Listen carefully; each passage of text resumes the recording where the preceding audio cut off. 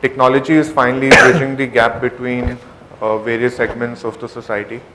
We do believe that the information divide or the knowledge divide or the consumption divide that probably existed or still exists in some shape and form is very rapidly blurring because of technology.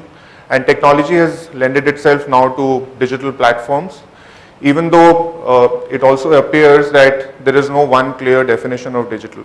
You know, everyone has their own interpretation of digital, and digital is, you know, in a very broad sense, anything which is not physical is perhaps digital. So specific to banking, and all of us here are consumers of banking services, you know, about 10 to 15 years ago, technology was meant to solve the problem of banking operations. You know, how to automate banking operations, how to make technology convenient to use from a day-to-day banking operations point of view. And that is where a lot of emphasis was on things like core banking, ATMs, internet banking, all of that.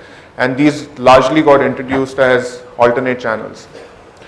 Over a period of time, and perhaps in the last 5 to 7 years, we would like to believe, and at least our numbers show that very clearly, is that these alternate channels are now the core channels, because bulk of the transactions now flow through these channels, and these channels have therefore morphed into becoming full-fledged platforms.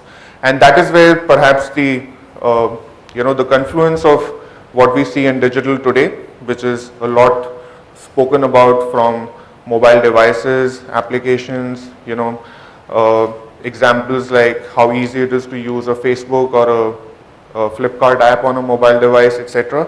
Those kind of things are becoming a reality even in financial services, and more so perhaps in banking, because banking by design offers many different kinds of products.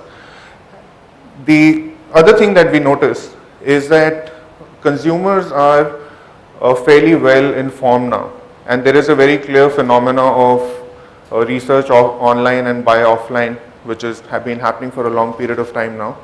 However, like Mr. Bagchi also said, that the offline and the online worlds are coexisting today. We are also seeing very clearly that customers are actually moving from one world to the other and coming back to the place where they find the most comfort, and you know, where they are fairly happy with dealing with those kind of channels. So my only take on this, Narayan, would be that yes, technology is there for all of us to consume. What we make out of technology, how we interpret it, how we keep the customer in the center of all of this, trying to build solutions and deliver them in a transparent, convenient manner, is really the whole game in the next few years to come.